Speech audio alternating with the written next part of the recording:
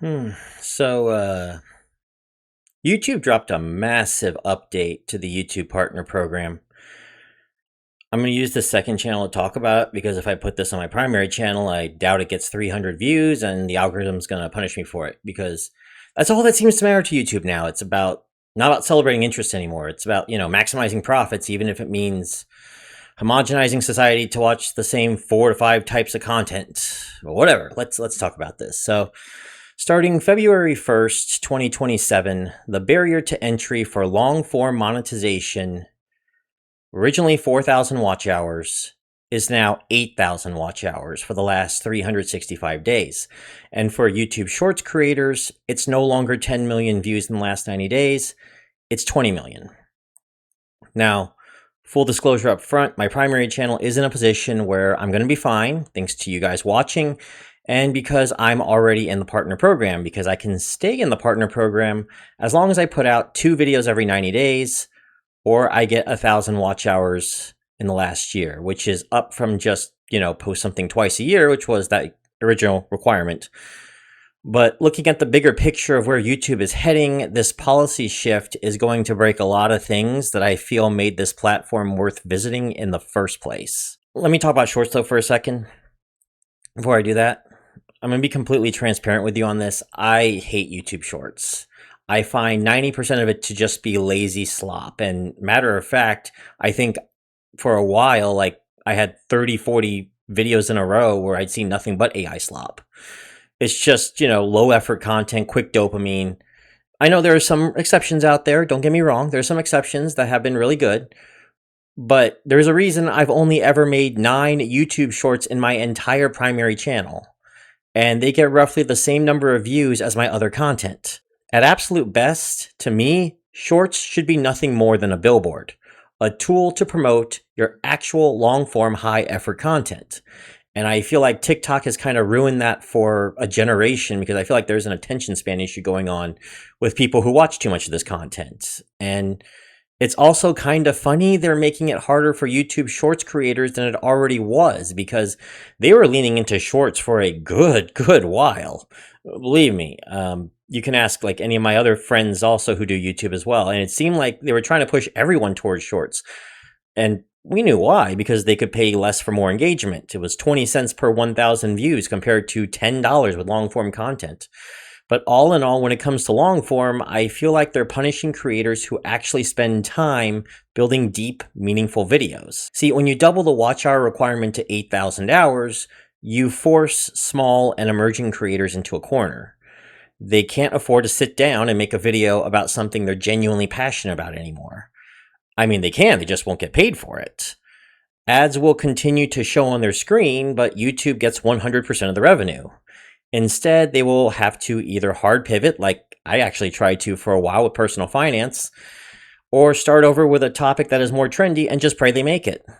To reach 8,000 hours, people are just going to have to abandon their real interests and just play whatever Roblox game is trending or farm political rage bait, praying that the algorithm picks them up and that they make it. As an example, y'all know that I have an interest in backgammon. The number of people that could get into the YouTube Partner Program that I know of, I could possibly count on 2 hands for backgammon under these new requirements.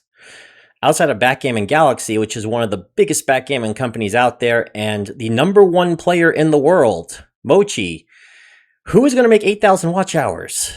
And that's backgammon, which is already gaining a lot of decent popularity in some bigger cities and some of the areas here, amongst Gen Z especially. Imagine a game that doesn't have the same pull, like Crokinole. Oh my god, I feel for you, Crokinole.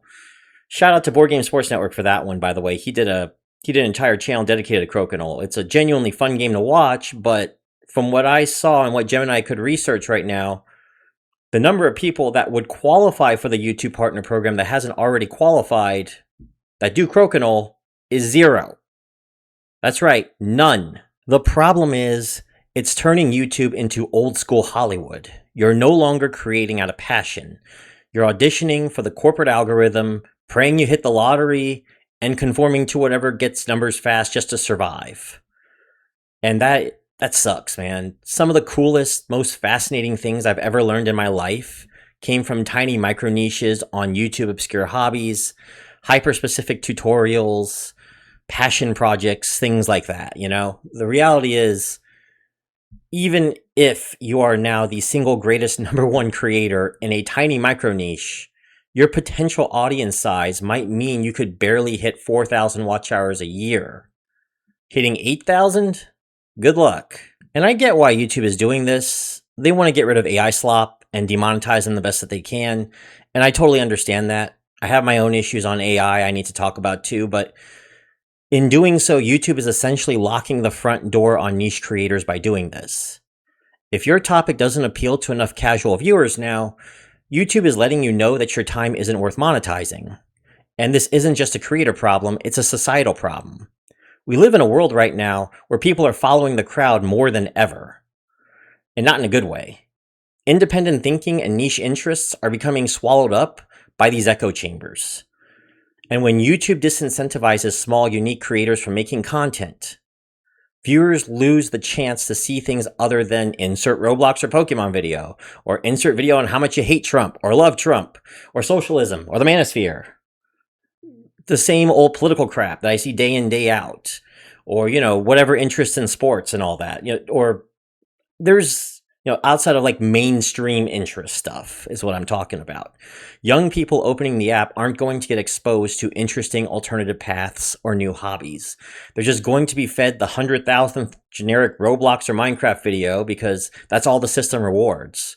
It homogenizes culture because so many people watch YouTube now that it is one of the major influencers of how our culture is today. And with this further homogenization of things, I can barely talk, homogenization, everyone watches the same thing, talks about the same thing, and thinks the same way, and everything just kind of becomes bleh. That bleh feeling that people have been talking about, especially over the last couple years. But I know what I'm going to say isn't going to matter. I'm a small YouTuber, technically. I'm like 1,800 subscribers away from being promoted to being a mid-tier YouTuber now, I guess, or a micro-influencer, whatever they call that. I hate influencers, but beside the point. But my voice, I know, doesn't matter in the grand scheme of things. I just feel like YouTube is slowly killing the very soul of what made this platform special in the first place.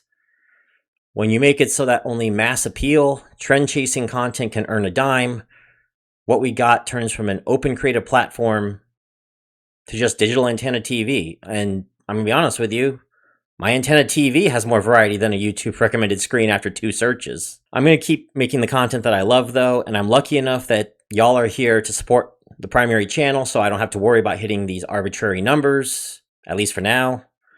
But for the small creators out there who are passionate about something weird, niche, and wonderful, who just wanted to build a tight-knit community and maybe make a little side income off their hobby, that ladder just got pulled up, and if you thought culture as a whole was boring before, well, yeah, have fun with what will be happening in the next few years. Anyway, Pharaoh Silver, signing out.